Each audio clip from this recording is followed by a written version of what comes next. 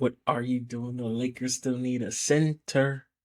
Oh, ladies and gentlemen, boys and girls, welcome back to another episode of Because I Have a Live Mic here on Fluent Radio.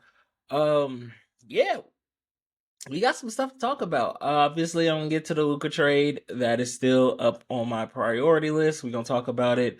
We also gonna talk about the Super Bowl matchup coming up and why this kind of feels like the most unhyped Super Bowl in a while.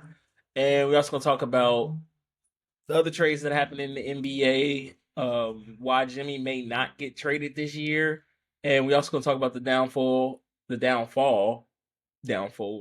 fold of the White Sox from 2021. Um, we will get to the Luka trade. I do have to get this off out the way first. I am contractually obligated to talk about the Super Bowl because it feels like no one else is talking. This feels like the most unhyped Super Bowl we've had in a while, right? Like it's a mixture of people don't believe in the Eagles have a legitimate chance of winning, and also I think it's kind of the chief fatigue a little bit of both. And it's just the NFL has kind of done itself a disservice to a degree of where now nobody truly cares, right? Like everybody either thinks the fix is in and the Chiefs are going to win no matter what, or that Philly is going to do the impossible and win.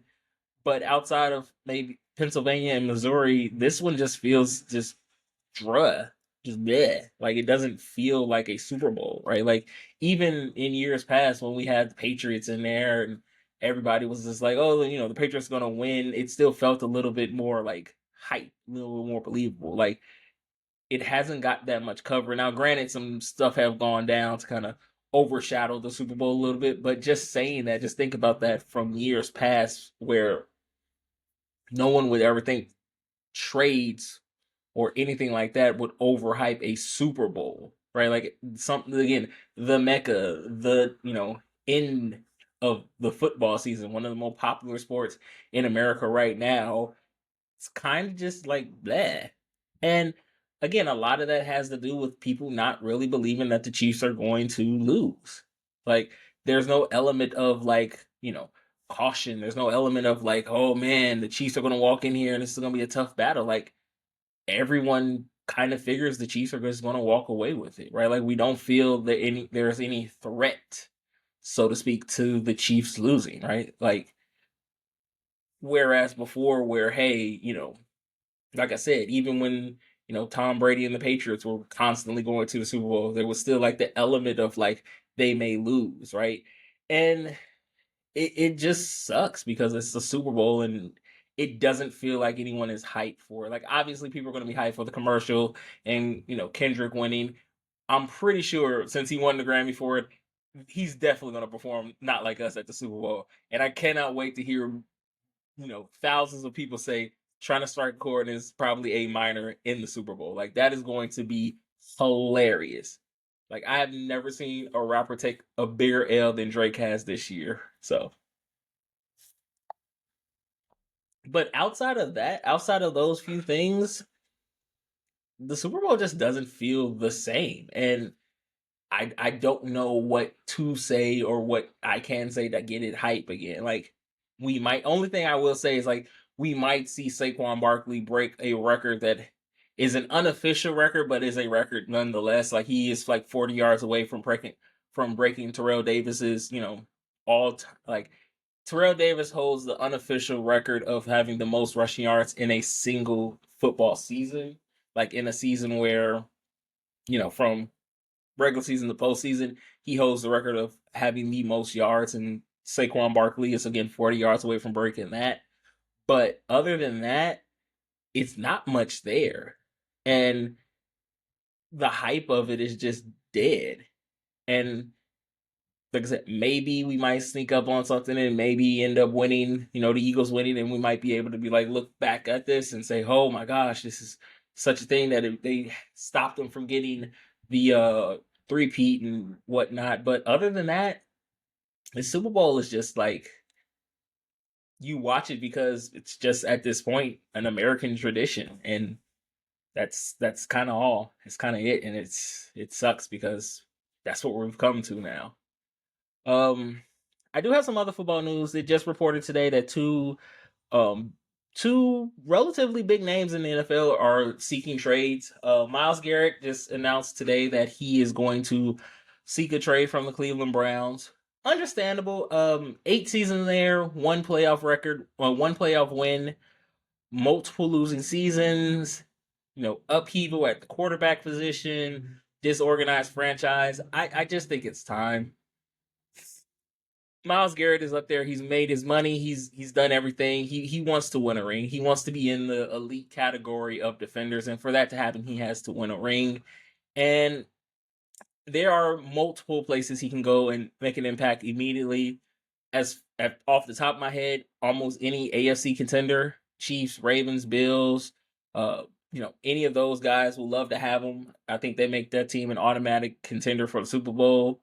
I mean, those are already like locks for Super Bowls, but just adding a defensive presence like Myles Garrett automatically makes them a whole hell of a lot better. As far as like teams that I think he will end up landing at, there are three that I see have complete potential to land him. The top one to me is the Lions, Super Bowl contender, ravaged with injuries, need a defensive presence outside of Aiden Hutchinson. And I think if he goes there, they are now not only a top flight defense, but a top flight offense, top flight team. It's going to be hard. They have to replace Aaron Glenn and Ben Johnson, so we will see how that goes. But if he goes there, they automatically are back into that Super Bowl chase. Even having to replace those coordinators, having a talent like Myles Garrett there makes your job a whole hell of a lot easier. So it's just simpler to scheme up stuff for the defense like that with Myles Garrett. His arguably it'll be a tough spot for him because I don't know if they have the cap for him, but I would actually love to see him go to Dallas Cowboys. Pair him up with Micah Parsons if they can keep Micah Parsons, and if they can't keep Micah Parsons, you have basically just shifted from one All Pro to another one, so you still have a top flight All Pro defensive end there, and going to Dallas, who already has a stellar defense. They got Matt Eberflus, and say what you want about him as a head coach, defensive coordinator, he was spectacular. Dallas defense was already elite. Adding someone like a Myles Garrett there would just make them even more elite, and just adding that to the defensive presence until they figure out what they're going to do offensively. Adding somebody like a Myles Garrett is scary at best, dangerous if you want to be real, right? If they can keep Micah Parsons there too, that is a lineup I don't want to see, because you can't double them both. You can't double Myles Garrett and Micah Parsons at the same time. Somebody's going to get open. Somebody's going to have to, and I just think if he goes to Dallas, they are automatically back in the playoff hunt. They don't really miss a beat. So, and arguably, I mean, obviously, one of the best landing spots for him would be Chicago. It just depends on what Chicago wants to give up and what we're comfortable giving up for Myles Garrett, because it's not like he's like this aging star that's falling off a cliff and that, is not, there anymore. He's still a top flight. He has had multiple seasons with double digit sacks, right? Pairing him up with someone who, like a Montez Sweat, allows him to open up this, defense a lot more. Pairing up with Sweat, with Javon Dexter, well, this opens up that defense a whole hell of a lot more. And one of the spots we need to fill is defensive line. It just depends on what we're willing to give up, because are we willing to give up a lot for Myles Garrett? Because arguably the Browns are going to be asking for, at the very least, a first round pick, if not two. And are we comfortable enough giving up 2 first round picks to get Myles Garrett? We should. We gave up a bunch of picks to get Mitchell Trubisky. We gave up picks to get Justin Fields, and it has worked in the past when we give up picks for top flight defensive players. It has worked for us, right? Prime example, Khalil Mack. We gave up a lot to get Khalil Mack, and we were in the playoffs the years he was here, right? Obviously, one year it was a little bit different because they fell off a cliff, but that 2020, again, any season, any sport that happened in 2020, I automatically just give a pass, because 2020 was a year, so I just give a pass to that. But yeah, when we gave up picks to get talent like a Khalil Mack, it helped. It elevated us. So I wouldn't mind giving up 2 first round picks to get Myles Garrett, pairing him up there. Again, a defensive coordinator, Dennis Allen would be great. Again, the schemes that you can come up with for him is just amazing. So Myles Garrett is a top flight player, so I don't see him being on the market too long once the Browns do agree to grant him a trade. Because at this point, if you're the Cleveland Browns, I mean, you are essentially starting from scratch. Like there should be, if the Luka trade has taught us anything, there should be no one untouchable.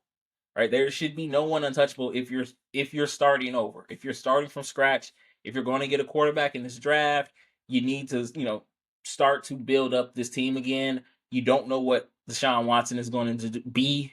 He re-injured his Achilles, so you don't know what he's going to be, if he's even going to be available for next year. So build up this team, right?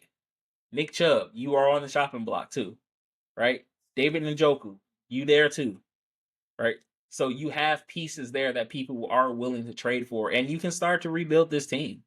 You're in the toughest division in football, so you're going to have to start from scratch and build this team back up to what it could have been with Baker along there, right? Because again, Baker brought you your first playoff win in a while, got you to the divisional championship. So you have to figure out what you're going to do if you're the Cleveland Browns.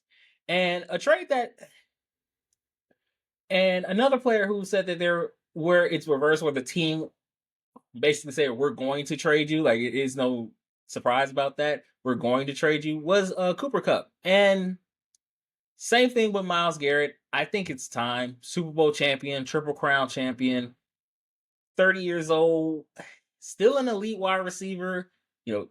Got banged up a year ago, came back and still performed at a high level, got them to the playoffs, got them to, second round of the playoffs. So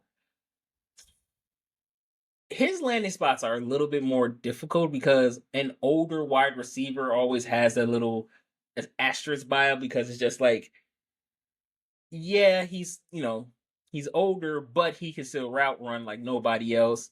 He's got that veteran presence that we do need.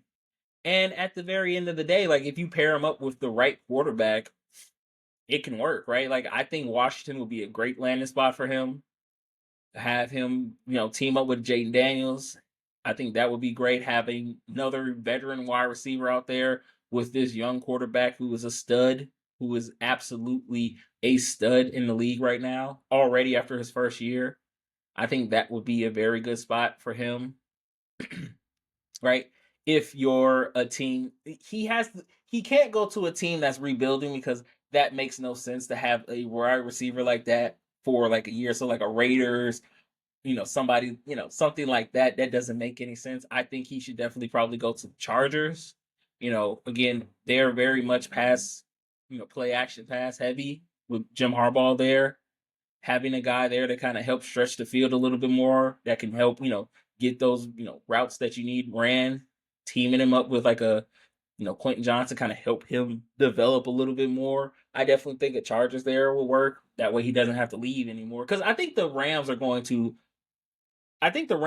trade him to a team that he wants to go to. They have that respect level for Cooper Kupp, a guy who's been there for a long time, who's done everything the right way. So again, Super Bowl champion. So I think they'll treat him fair for the trading that he's asking for. It's just a matter of, what can they get in return for Cooper Kupp? Because Cooper Kupp is not, he's not a first round type of guy. Like second round, maybe. I think third might be best. Maybe a third and a four for him. They'll still get some value for it, but I definitely think it's just time to move on. It gets to a certain point, especially with like older teams who've been there for a while, where even if you've had success and you haven't had success, it is just time to move on and go to someplace different, see what you still have, if you're capable of being at a high level. So that way, if Cooper Kupp does want to ride off in the sunset one day, he doesn't have any regrets or be like, maybe if I would have stayed, I could have did this better, or maybe if I stayed, I could have played a little bit harder there. I I just think it's time. And personally, for me, I think if he doesn't find like a suitable trademark, he can just retire. Like he has. There is no shame in retiring when people still say you had something left, right?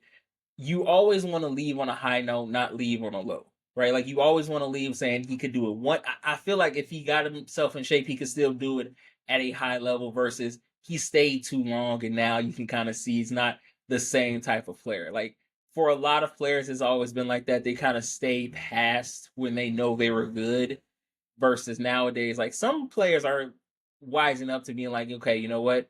I'm just time to hang it up. So I think Cooper Cup kind of has that mentality too of just like, I'd rather go out saying that I could go one more day versus you should have left one more day ago. So,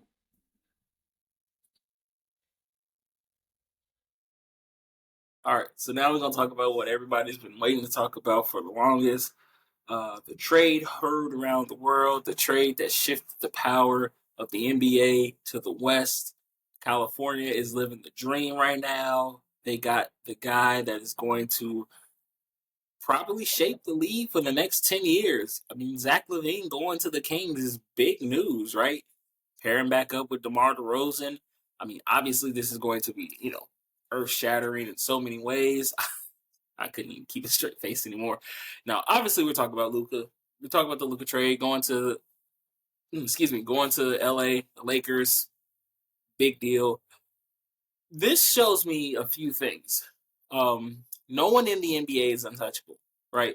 There may maybe two people in the NBA right now that is untouchable, but the rest of y'all, completely touchable. No Diddy, completely touchable. Right? Wemby and Jokic are probably the only two that probably won't ever get traded. Like those are the only two. But everybody else, y'all are good. Listen, this Luka trade was so earth shattering that it healed Joel Embiid and Paul George. Like magically, they are just ready to go and so much better and like 100% ready to go. Right? Like that's how you know this league has been shifted. Right? Um, let's get this out the way first. I 100% think Dallas won this trade. I am absolutely for sure Dallas won this trade. At first I was thinking like, oh my God, Dallas is so stupid. How could they trade away Luka? They're going to set themselves back for a few years, and they didn't even get like a haul for it. They got one pick, and they got Anthony Davis, and this isn't going to work. And eh, just and after sitting on this for a while, letting it soak, letting it marinate in my brain, Dallas won this trade because now Anthony Davis can play the four. He doesn't have to play center. He can go back to power forward. That's where he is best at. That's where he won a champion at.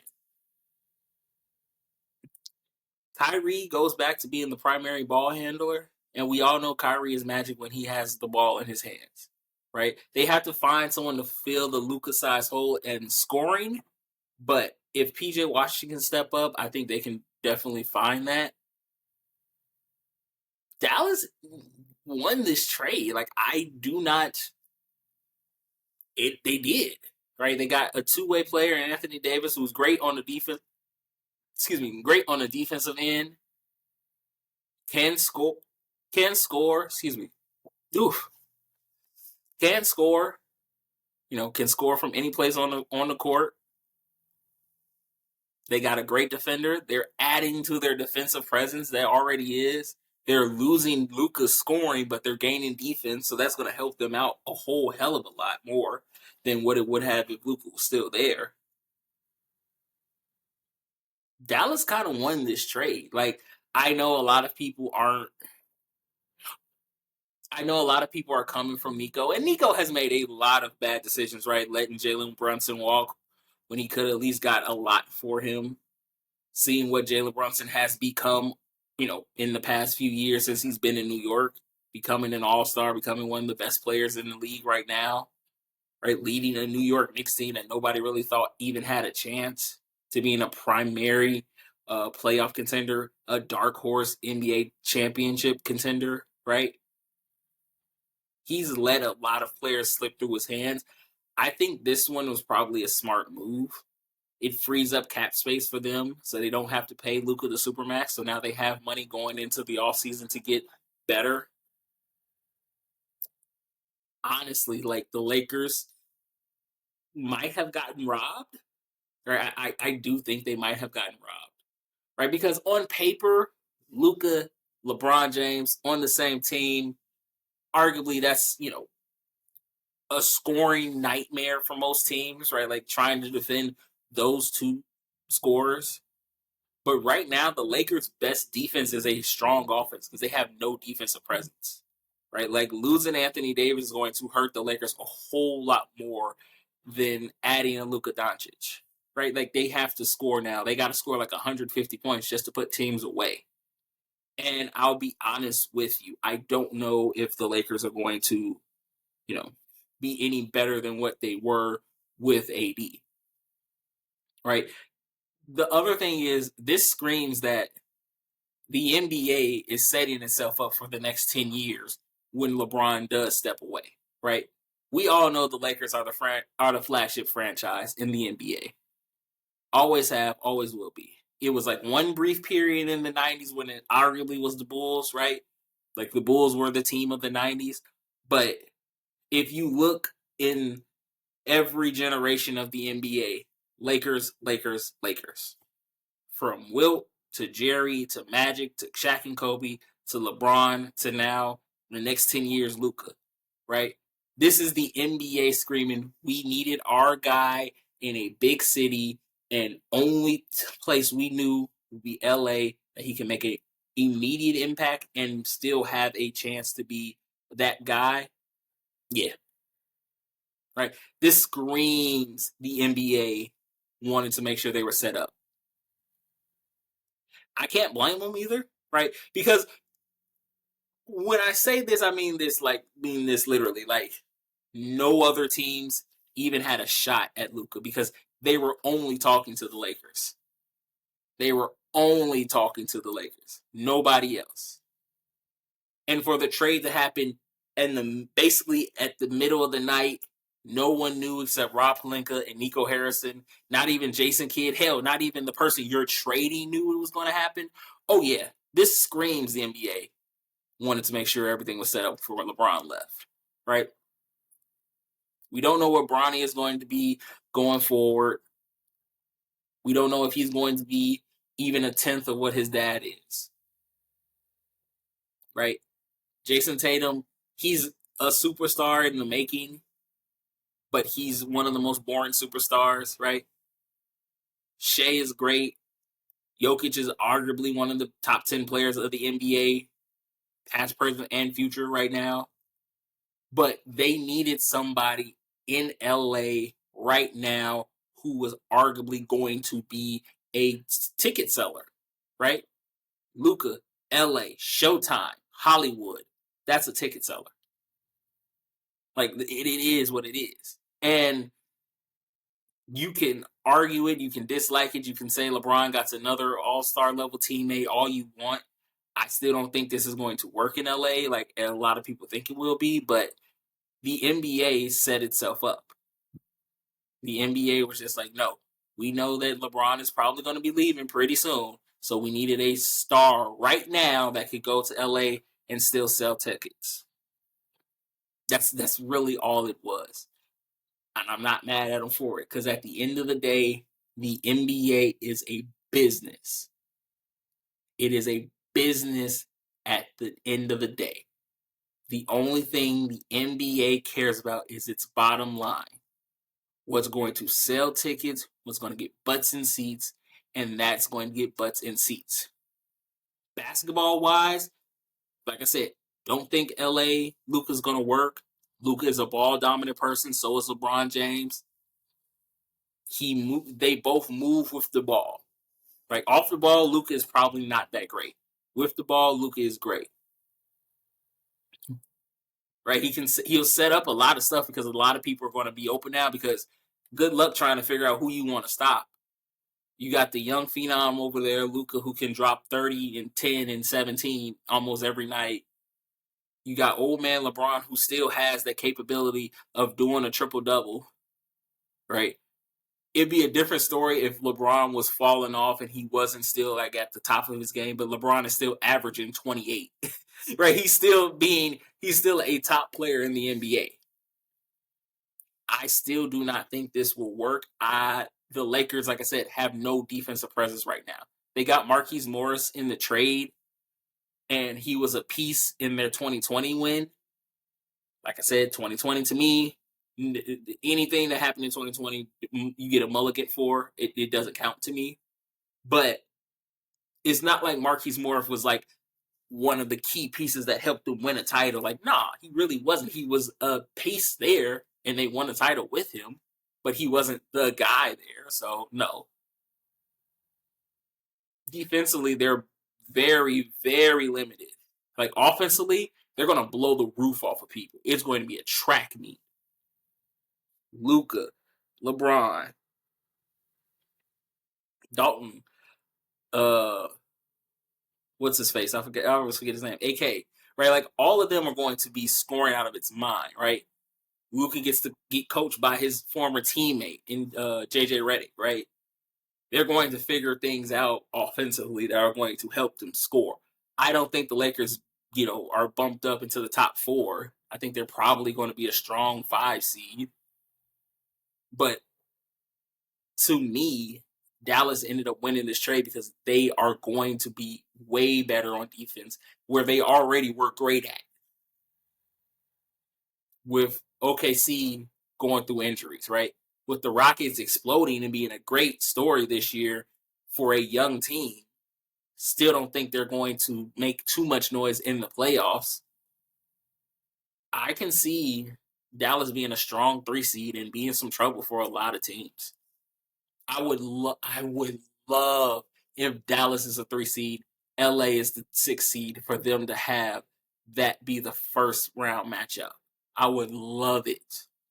That would be so great. The storylines in it already. Luka going back to Dallas after getting traded. Kyrie versus LeBron. AD versus LeBron. Right? J Kidd versus JJ Redick.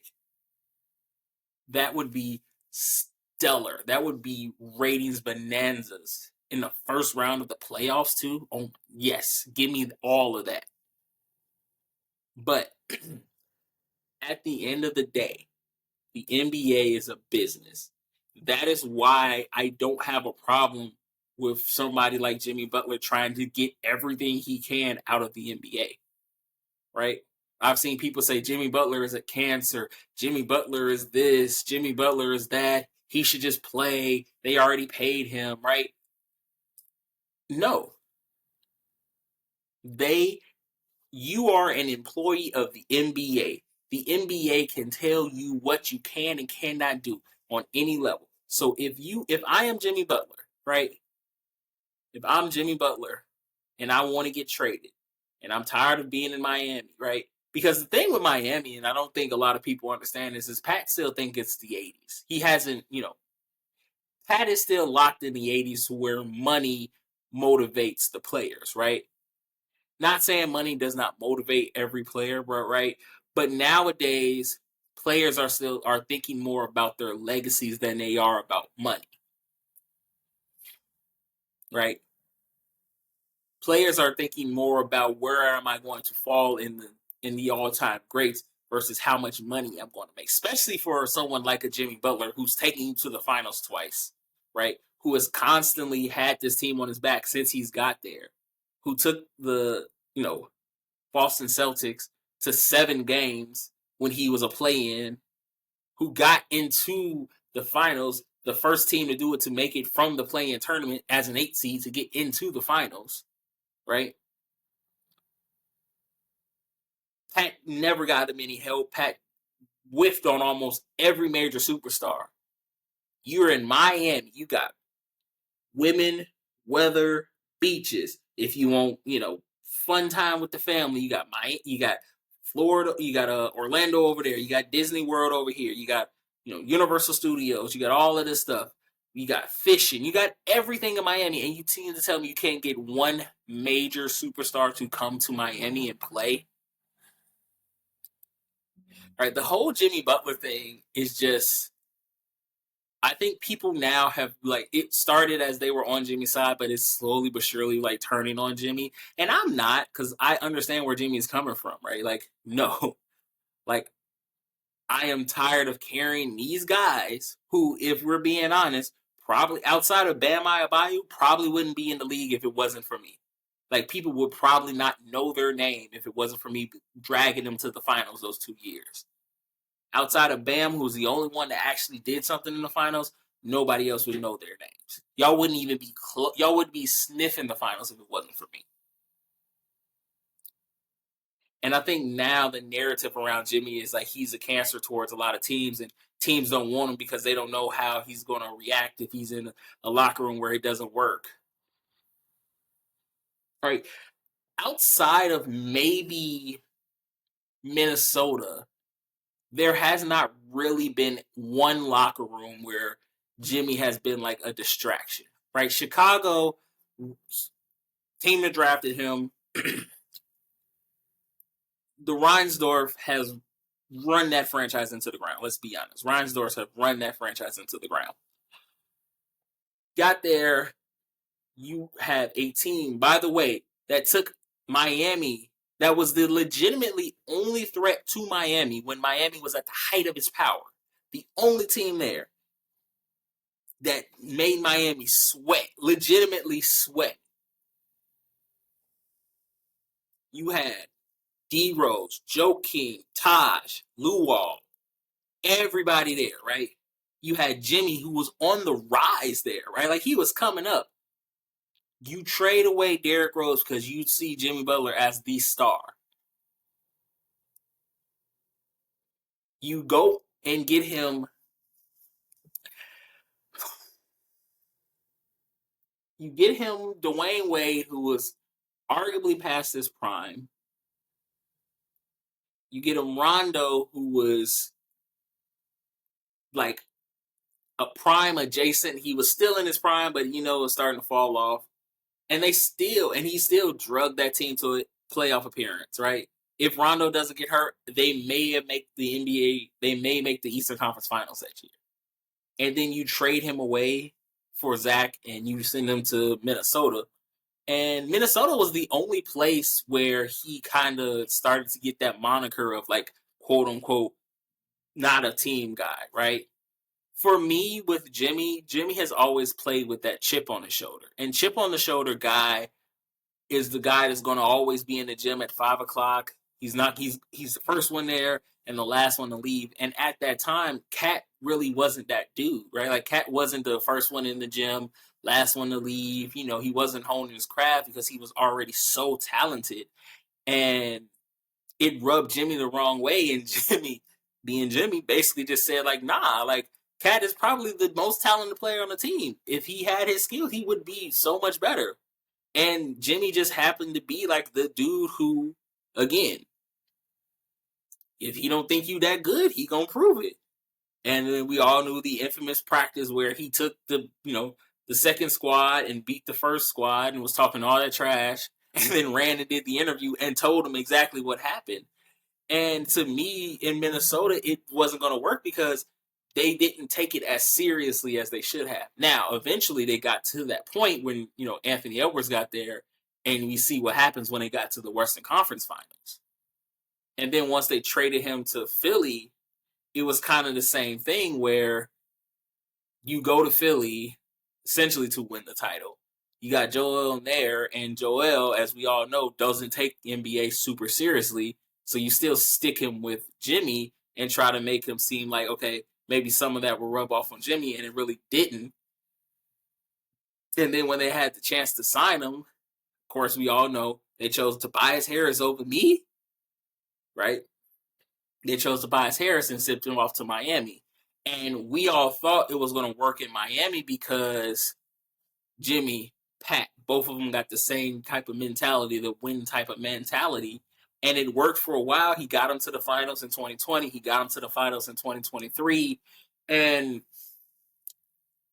I think the problem just kind of arose where Jimmy is tired of always having to basically take a team that nobody expected to win and do all of the work, and nobody really is as upset that they lost, right? Like Miami was just like, ah, man, golly gee, we're gonna get him next time, and Jimmy's just like, nah, we should have got him now. And then when Dame was on the market and they didn't go get Dame, he feels like teams don't fully go after the players that he needs to win. So he's just like, nah, I'm gonna go to a team that really wants this, that really wants to win. And that's why I said, like, I went on to that little rant to all say the NBA is about money. They know that Jimmy brings in the dollars. That's why Pat is so hesitant to trade him, right? Because if Luka can get traded for basically Anthony Davis and a bag of chips, they should be able to find someplace for Jimmy Butler to go. And they only got 3 more days, so we should be expecting a lot more trades to break down. But if you can't find a way to get Jimmy Butler onto a team, just imagine, and again, that's Jimmy Butler, like an all-star, all-pro, all of that. Imagine what they will do just to any random superstar. And the Luka trade has proven to you, the NBA is all about that bottom line. And if you affect that bottom line, they have no problem shipping you out for almost literally nothing.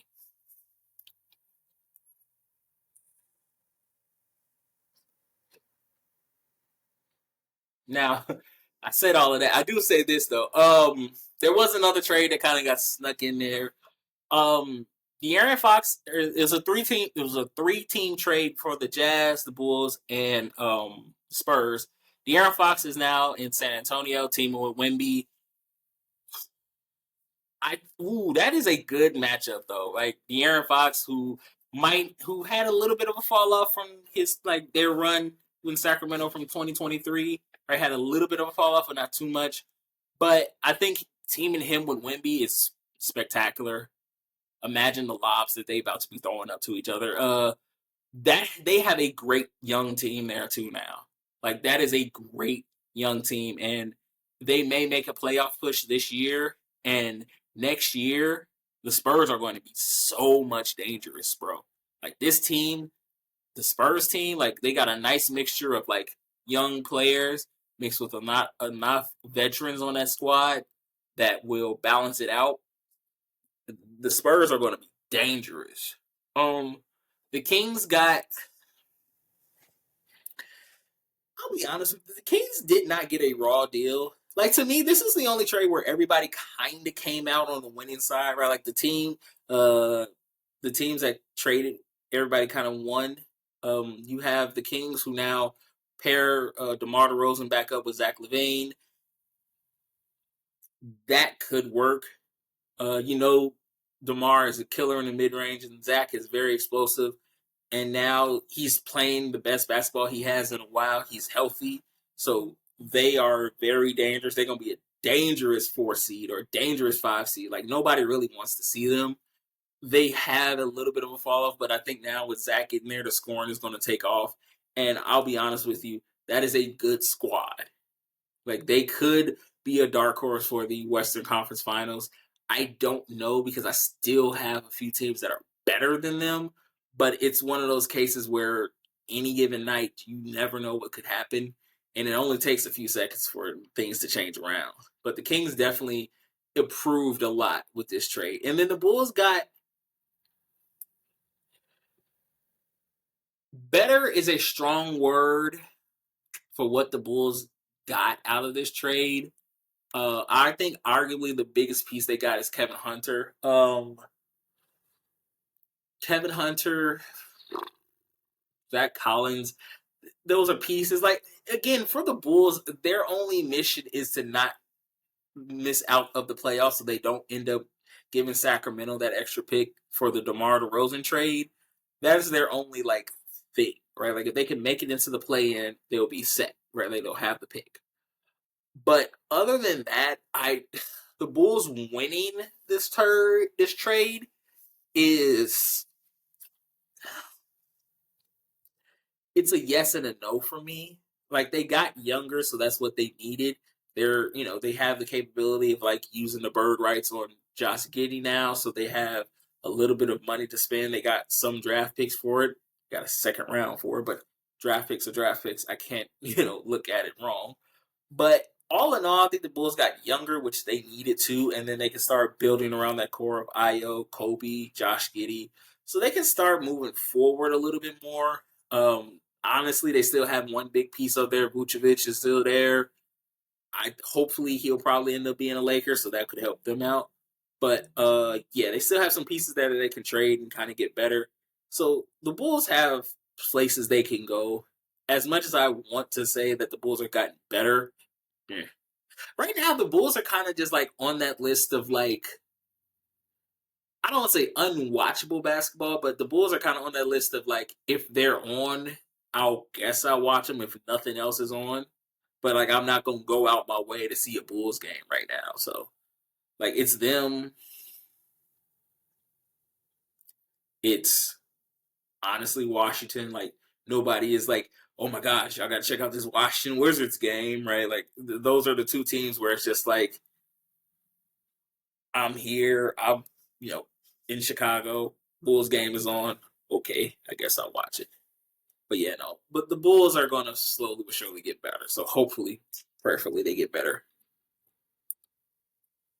Mm-hmm.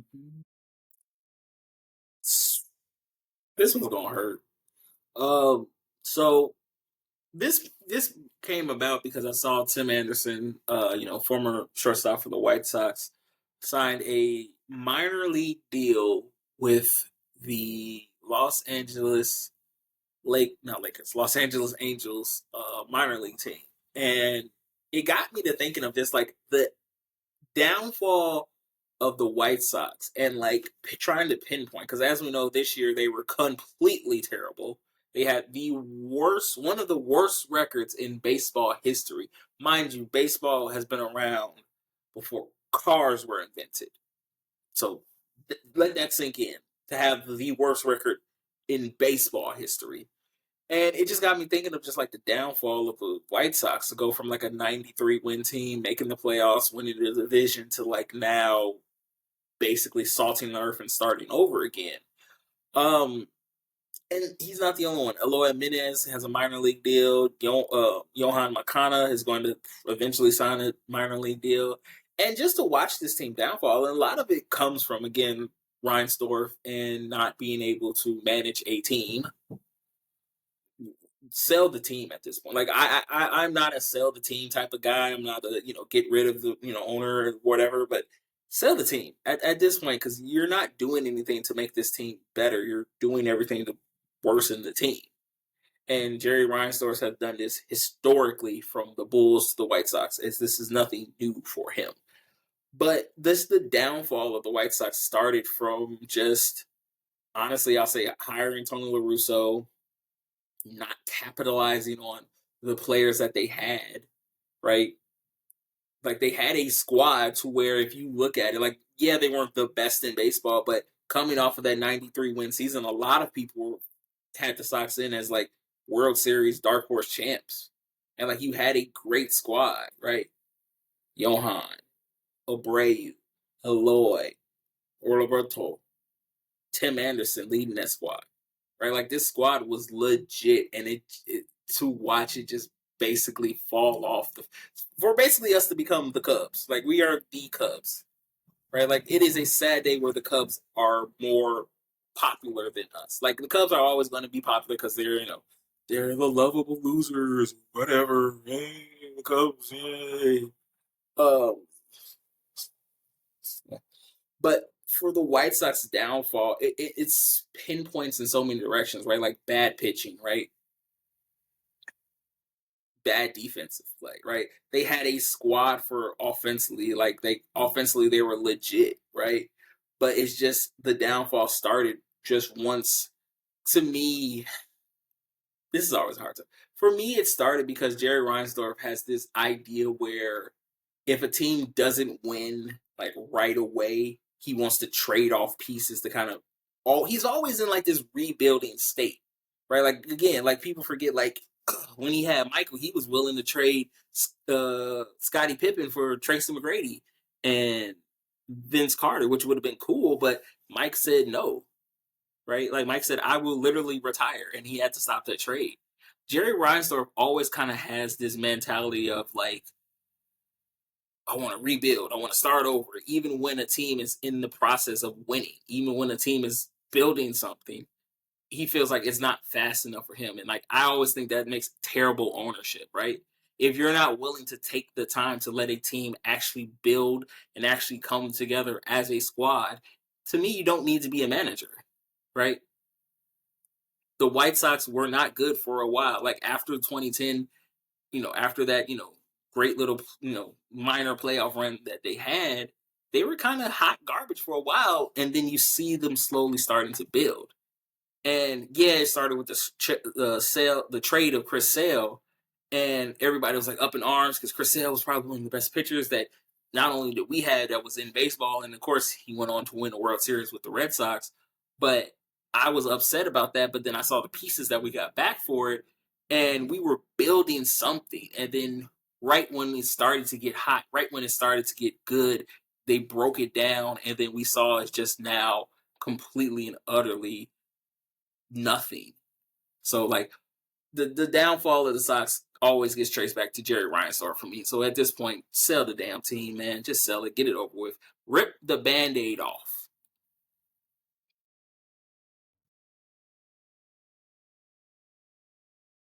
So with the NFL season coming more and more closer to its end, we do look forward to the future with the draft coming up. It'd be in Green Bay. Maybe I might swing by. Who knows? Um, but the biggest question right now is who's going to get drafted first. Is it going to be Cam Ward, Shador? Um, I'm going to say this. I don't think it'll be a quarterback that gets drafted first. I really do think Travis Hunter is the type of talent that you can't pass up on. And with all the reports coming out that this may be, quote unquote, a weak quarterback class, even with Cam Ward and Shador Sanders there, the reports I always like halfway believe. But I do think that Travis Hunter, if he is on the board at number one, if you're a Tennessee, I don't think you can pass up on a talent like that. Right? Yes, you need a quarterback, but you don't really have a number one receiver. Throwing any quarterback into that situation would be, treacherous a little bit.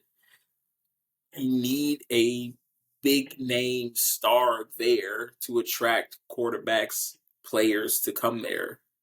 And getting someone like a Travis Hunter is definitely going to do that, right? Like people want to play with Travis Hunter.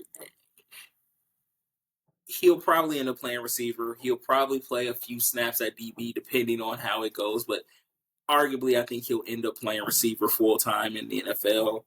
Not that I don't think he doesn't have the talent to play both positions. I just think NFL coaches, once they get you in one position, that's where you stay. Like obviously, we've seen other players, Dion, Mike Vrabel, Warren Sapp, J.J. Watt, Devin Hester play different positions, but once you get into one position, you're going to be that. And I just think if I'm any of the top, you know, 4 draft picks, I'm really looking at Travis Hunter as like a guy that can turn my franchise around, right? And it's not a knock on Shador or Cam, right? Because I think they're phenomenal players. I think honestly they're going to be top level quarterbacks. But if I am someone like a Cleveland Browns, right, like who's going right now through upheaval, right? Right, Myles Garrett is leaving, right? I don't really have any future going forward. You know, don't know what Deshaun Watson's going to fully be. I don't. So at the time frame, I don't have a quarterback. If I want to attract a top level type of talent to come play, I should really build around Travis Hunter, right? Like I know a lot of people love to say we got to build around the quarterback, and the quarterback is the most important position, and it is. Don't get me wrong, the quarterback is the most important position, but I would not pass up on an opportunity to have Travis Hunter on my squad. And again, if I'm somebody like Tennessee, Oakland, Las Vegas, anybody like the Giants, somebody like that. Imagine like having Travis Hunter on one side and having Malik Neighbors on the other side. Like if I'm the Giants, no way am I passing that up. Like yeah, I need a quarterback, but I can go sign a Sam Darnold, right? Like go get somebody like that, put him in the quarterback position, and have him go off with those two guys, right? Like we've seen it happen before when he has talent around him. So I definitely think he could do it in New York as well.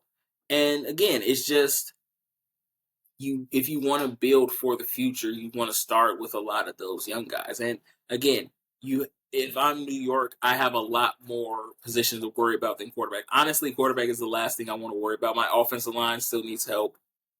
Again, I need some help on the defensive side as well.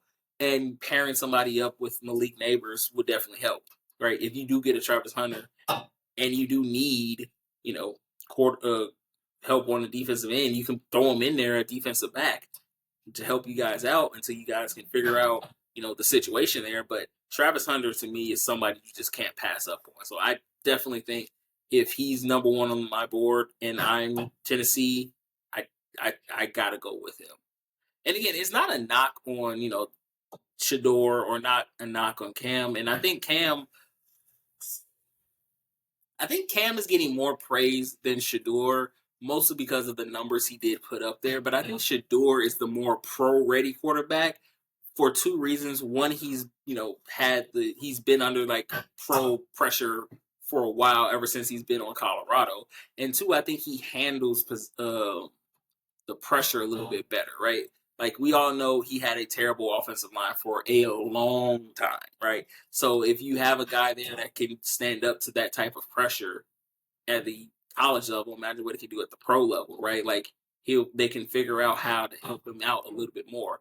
Whereas Cam Ward, like we've seen him be nonchalant back there, basically he literally just was literally standing and not even doing that. I think that might affect him a little bit more once he gets into, the pro level and realize like this ain't the college level kid. Like you're gonna have to start making some plays. So I think Shador is a little bit more pro ready than Cam Ward is. So I think Cam Ward would be a little bit more of the, the dangerous pick. But I think Shador is probably a little bit more better quarterback than Cam Ward is. No knock on Cam Ward, but I just think that personally.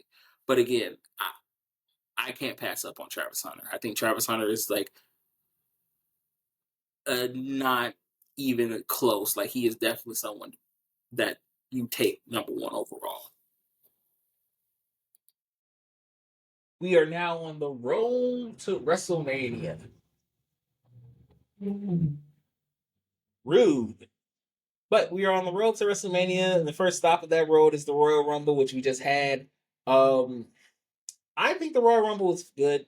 Like the Royal Rumbles are always like there's no in betweens. It's either really good or really bad. And this one was really good. As far as like the women's Royal Rumble goes, I'm not shocked Charlotte won. It once we heard Charlotte was coming back, everybody knew Charlotte's gonna win the Royal Rumble, and she did. I'm just glad it wasn't at 30. By the way, they could have got nobody but Nikki Bella at 30. I love Nikki, but 30, come on, throw her at 15 or something like that. Have cool, whatever. But 30, yeah. No, but Charlotte winning is not a shocker to me. Who she picks might be a little bit more of a surprise, but I want her to pick Tiffany Stratton. I would love to see like that because there's like two stories you can tell from that. You can tell her picking Tiffany Stratton, and then you can kind of do Charlotte didn't want to choose Rhea because Rhea's hot right now. Rhea's probably the hottest star they have in the WWE outside of the guy who won the men's Royal Rumble. We'll get to that later. And she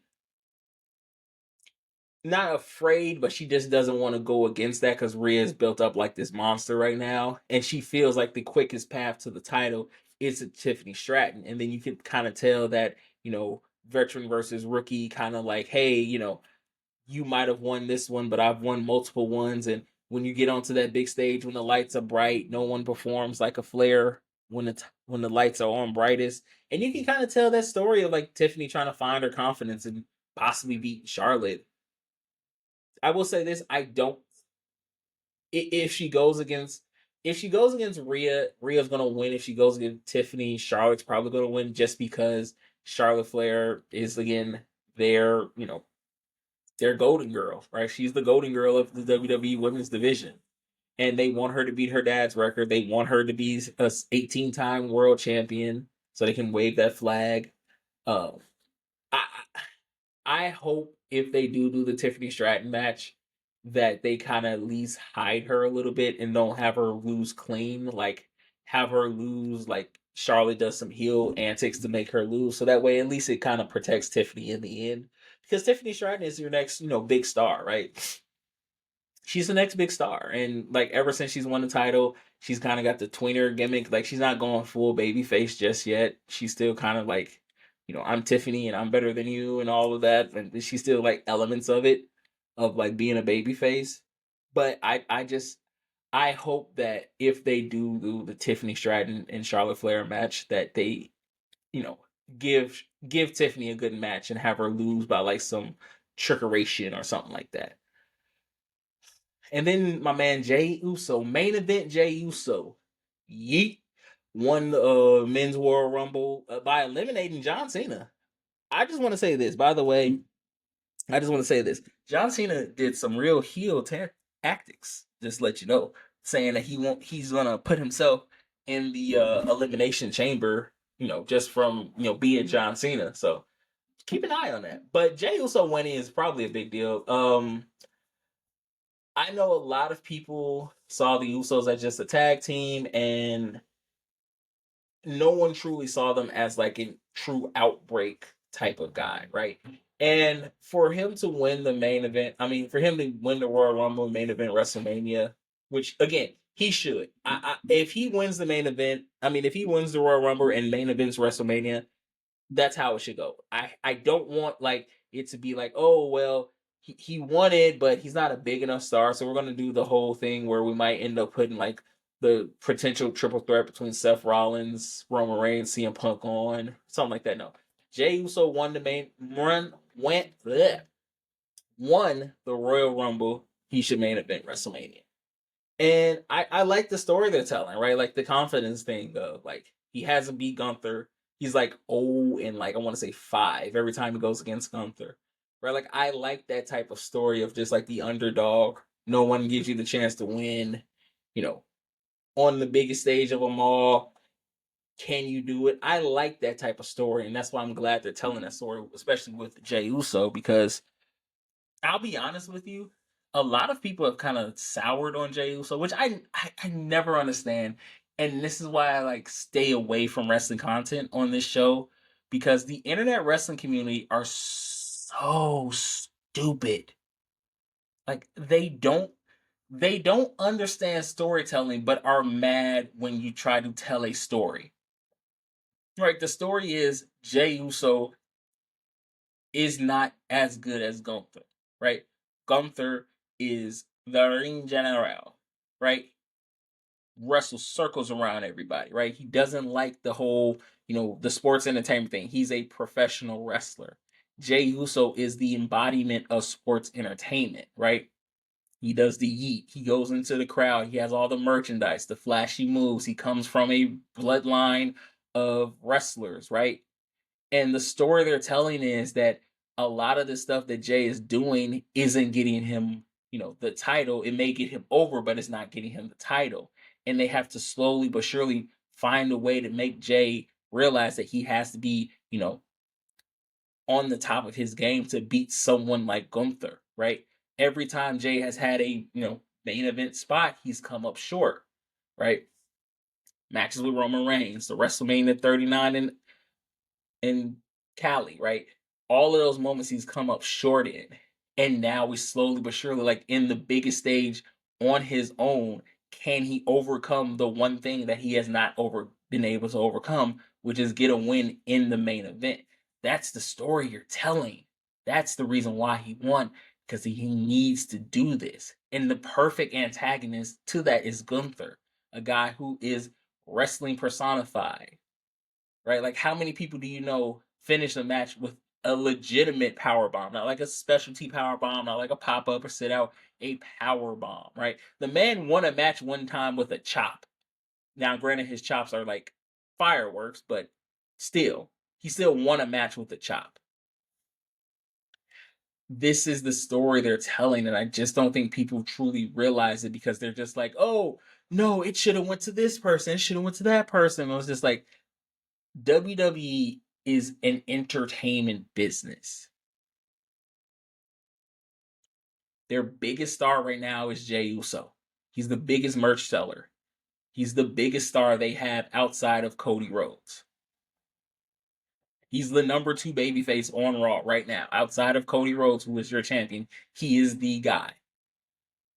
Telling that story of him trying to win a title, trying to prove himself that the main event Jey Uso is just not a nickname, it's a thing that he deserves. That's the story they're telling. You got sometimes, again, you got to look at it with your mind. Well, also because I go out and touch grass and read books and everything, but whatever. Another key thing that I want people to pay attention to is Cody Rhodes may be turning heel pretty soon, right? Just the way I hope they turn him heel, because that was the one knock about him in AEW is that he never turned heel. He was always kind of like the golly gee babyface. I'm gonna fight my hardest to win, and it is, I'm gonna do what I can and stay within the rules. And now you slowly but surely see him kind of sort of turning it up a little bit, right? Like the Alabama slam to the ladder with Kevin Owens when he folded him like a lawn chair, and then when he won, celebrate right over him. That was very heelish, right? Like the promo he had with CM Punk a few Mondays ago, right?